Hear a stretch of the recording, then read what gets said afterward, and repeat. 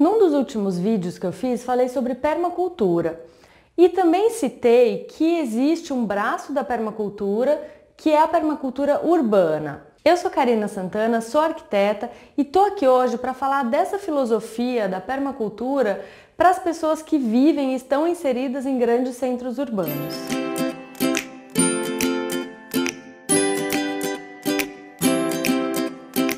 Se inscreve no canal, dá um joinha, compartilha esse vídeo e ativa o sininho para não perder nenhum vídeo novo, tá bom? Gente, a permacultura é uma filosofia tão abrangente, tão complexa, que eu não poderia falar nesse vídeo simplesmente sobre técnicas e como você conseguir aplicar a permacultura no seu apartamento, por exemplo, ou na sua casa. Claro que a permacultura prega e preconiza e diz que se você puder produzir o seu próprio alimento, isso é fantástico. Se você puder reduzir os seus resíduos, isso significa o quê?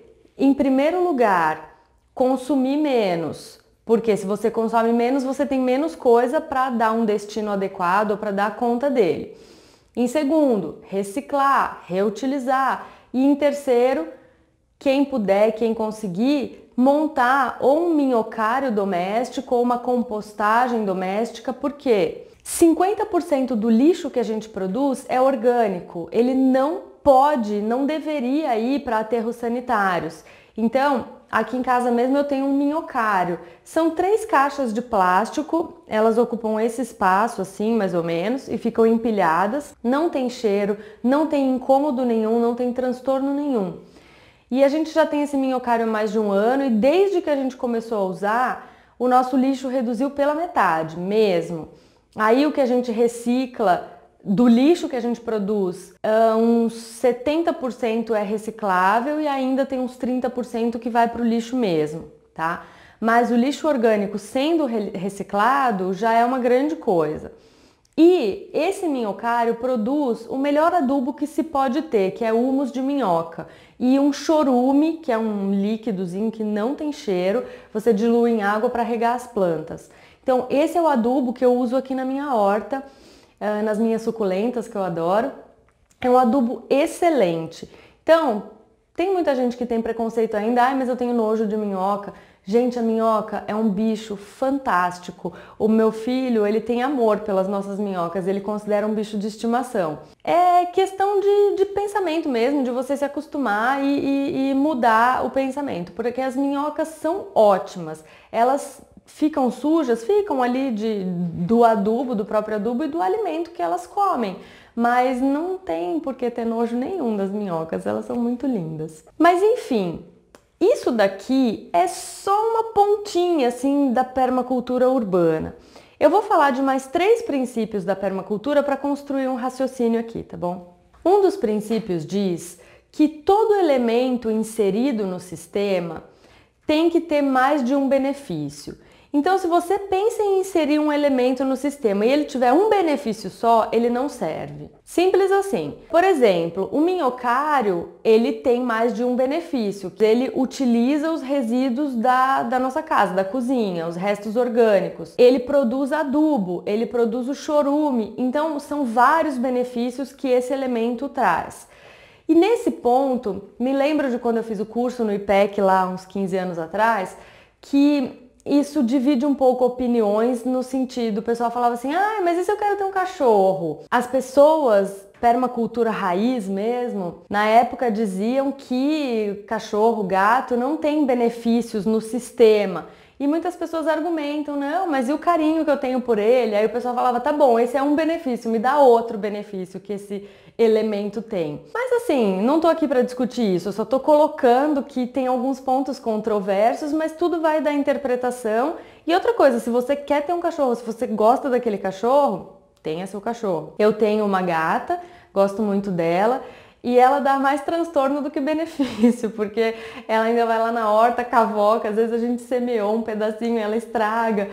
Mas enfim, a gente gosta dela mesmo assim, né? Mas sempre que você for inserir um elemento que não tenha um valor afetivo, esse tipo de coisa, pensa nisso, se ele tem mais de um benefício. Para valer a pena, ele tem que ter mais de um. Outro princípio é que tudo é cíclico. né? Isso é uma coisa óbvia, a gente sabe disso, tudo na vida é feito em ciclos e os recursos naturais, todo tipo de recurso que a gente usa também é feito em ciclos. E se a gente interrompe esse ciclo em algum momento, ou se a gente resolve acumular algum recurso, aquele recurso vira um veneno, vira um transtorno, ao invés de ser algo útil que participa do ciclo.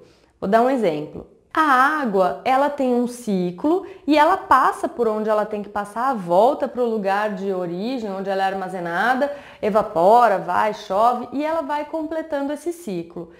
Em determinado momento, se ela se concentra demais em algum lugar, como por exemplo em alguma enchente, em chuvas muito fortes, ela deixa de ser benéfica, porque ela está acumulada de uma maneira que não é boa. E isso vale para tudo, inclusive para o dinheiro.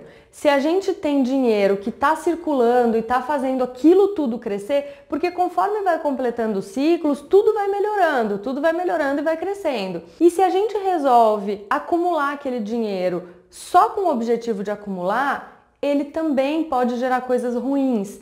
Então, o objetivo do dinheiro é circular e trazer benefícios para todos que estão ao redor.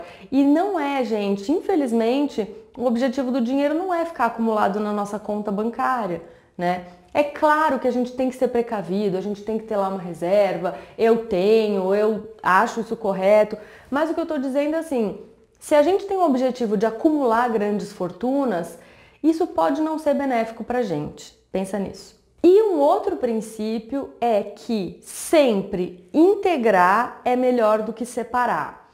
Juntos a gente produz muito mais do que separados. Então, com esses 3 princípios que eu tracei aqui, eu quero trazer a ideia de um artigo que eu li essa semana. Esse artigo foi escrito pelo André Soares. Ele é um dos fundadores do IPEC lá em Pirenópolis, como eu já disse, esse curso que eu fiz lá no IPEC há 15 anos atrás. E o André e a Lucy, eles são casados, eles fundaram o IPEC, a Lucy é australiana e o André conheceu toda essa filosofia da permacultura na Austrália. E eles resolveram fundar o IPEC para fazer um modelo, uma propriedade modelo da permacultura.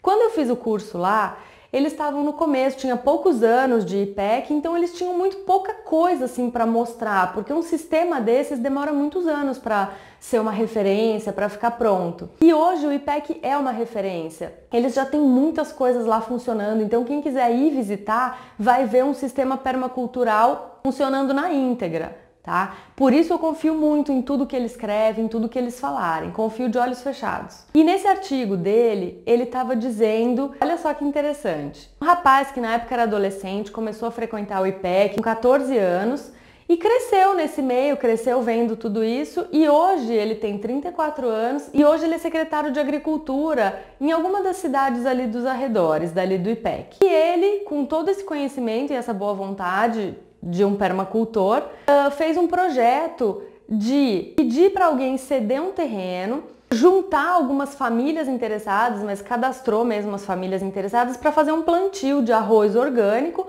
em esquema de mutirão, onde todas essas famílias participariam. A prefeitura ia entrar com um investimento em sementes, hora de trator e calcário agrícola para fazer a calagem, que em alguns solos é muito importante. E ele disse que o que a prefeitura ia querer em troca daquilo era 5% da produção que ia disponibilizar aquele arroz na merenda escolar. O restante do arroz, tirando os 5% da prefeitura, seria distribuído entre as famílias que trabalharam naquele mutirão e a pessoa que cedeu o terreno.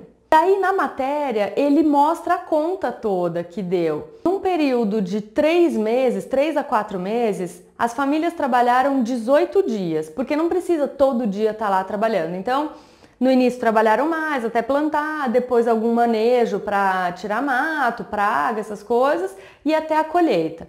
Trabalho de 18 dias. Eles colheram 25 mil quilos de arroz. E a divisão entre as famílias rendeu, se fosse convertido em valor, cerca de 10 mil reais para cada família. Então, gente, esse é um exemplo bem permacultura, onde você junta pessoas que separadas não conseguiriam produzir nada daquilo e elas se juntam e conseguem produzir algo fantástico, algo muito legal para melhorar a própria vida, melhorar a comunidade local, a prefeitura saiu ganhando com isso. Então, a ideia da permacultura é essa. Se a gente conseguir juntar, o benefício é maior para todo mundo. Então era isso, eu falei tudo isso, todos esses princípios, para dizer que permacultura urbana é um conceito muito maior do que você olhar para a sua casa, para o seu apartamento e ver o que você consegue fazer ali de melhoria. Não, permacultura urbana é a gente pensar como eu consigo melhorar a minha casa, a minha família e a minha comunidade local. Isso é permacultura urbana. E eu confesso que depois que eu li esse artigo, eu já estava numa busca assim bem grande de saber, meu Deus, o que é que eu tenho que fazer aqui nesse mundo, nessa vida? Acho que chega uma fase a gente começa a se perguntar e pensar nisso. Depois que tudo isso se juntou assim para mim, eu tô com umas ideias muito bacanas assim, de buscar fazer algum projeto junto aqui do meu bairro, da minha comunidade. Ainda não sei um pouco, mas não sei exatamente, não vou falar muita coisa aqui. Mas assim, a ideia é trazer para cada pessoa que estiver assistindo a ideia da gente pensar em ser um núcleo, a nossa casa, a nossa família, um núcleo autossustentável, autossuficiente, uma que é quase impossível e outra que é um pensamento, é bacana, é muito bacana, mas ainda é muito pequeno, porque a gente querer enriquecer é legal, mas por que não a gente querer enriquecer junto com um monte de outras pessoas? Além de ser muito mais fácil, a gente vai ficar muito mais feliz, muito. Então era essa ideia que eu queria trazer aqui hoje, essa ideia que tá na minha cabeça, que tá dentro de mim, assim, ó, borbulhando e alguma hora vai sair alguma coisa. Queria saber de vocês, vocês têm alguma ideia de algum projeto que pode ser feito, que possa melhorar não só a sua realidade, mas a realidade de mais pessoas que estão à sua volta? Se você tiver, escreve aqui nos comentários que eu quero muito saber. Te vejo no próximo vídeo. Tchau!